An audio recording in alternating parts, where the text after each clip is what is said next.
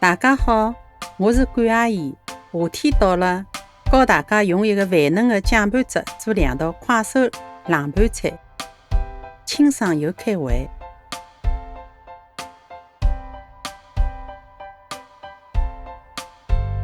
先做第一道冷盘皮蛋豆腐，用的是内子豆腐。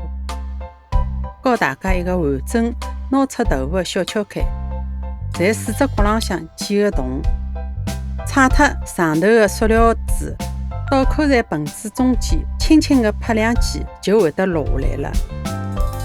再用小刀划个几刀，便于揉面。皮蛋只需切小块，放辣豆腐上。通常我还欢喜加点榨菜末，增加省菜的口感。下面就是冷盘菜老重要的酱盘汁了。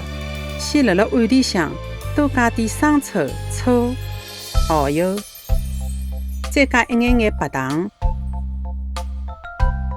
蒜泥、辣椒圈、芝麻油，搅拌均匀，万能的酱汁就做好了。适用于各种冷盘菜，把伊淋辣豆腐高头，撒眼葱花。第一道冷盘皮蛋豆腐就好了。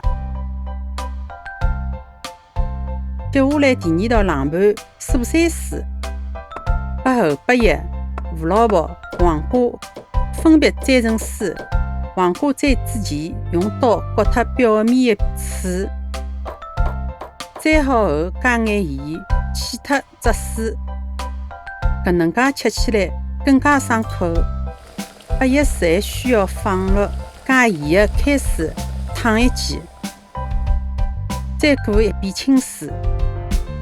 菜丝根据自家的口味调成海带丝、豆芽、莴笋丝侪是可以的。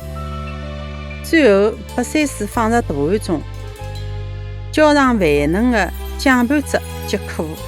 快点学起来，拨侬屋里向的人露一手。